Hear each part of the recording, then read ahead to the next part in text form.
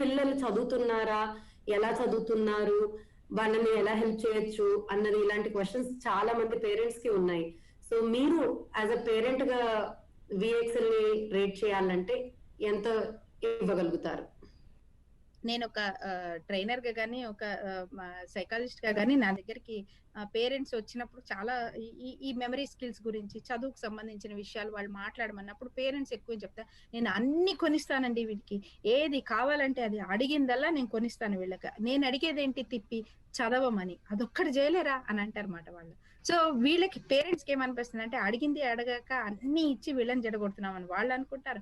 వాళ్ళకేమో అసలు నేను ఆడుకునే వాటికి, చదువుకునే వాటికి ఏమిటి సంబంధం? అది వేరు, ఇది వేరు కదా అని పిల్లలకి అనిపిస్తుంటుంది. ఈ రెండు అసలు వాళ్ళకి ఎప్పుడు వాళ్ళకి మన లాజిక్ మనకు అర్థం కాదు. మనం చెప్పేది వాళ్ళకి అర్థం కాదు.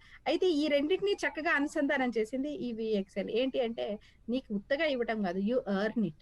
సో నువ్వు సంపాదించు. ఎట్లా సంపాదిస్తావు? దానికి ఏం కావాలో కావాల్సిన కష్టపడి, దానికి కావాల్సిన శ్రమ చేసి, దానికి కావాల్సిన ఫలితం చూపించి నువ్వు సంపాదించు. సో ఏదైనా పొందడానికి, ఏదైనా జస్ట్ ఒక బహుమతిలా పొందడానికి, ఒకదాన్ని సంపాదించడానికి మధ్యలో చాలా తేడా ఉంటుంది. సంపాదనలో కష్టం ఉంటుంది. సంపాదనలో నిజాయితీ ఉంటుంది.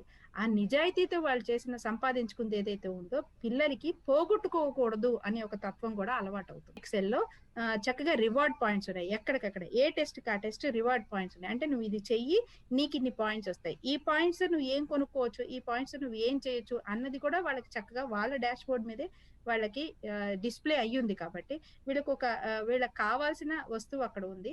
అది పొందాలి అంటే నేను ఇది చెయ్యాలి. ఇది చెయ్యాలి అంటే ఏం చేయాలి? ఇక్కడ ప్రాక్టీస్ చేయాలి. ఇక్కడ ప్రాక్టీస్ చేసి, ఇక్కడ నేను టెస్ట్ చేసి, నేను ఇది పొంది నాకు కావాల్సింది నేను కొనుక్కుంటాను అనుకునే ఒక కంప్లీట్ ప్రాసెస్ ఏం చేస్తుందంటే ఇది ఎర్న్ వైల్ యూ లెర్న్ అంటారు కదా, దానికి ఇది చక్కటి ఎగ్జాంపుల్ మాట.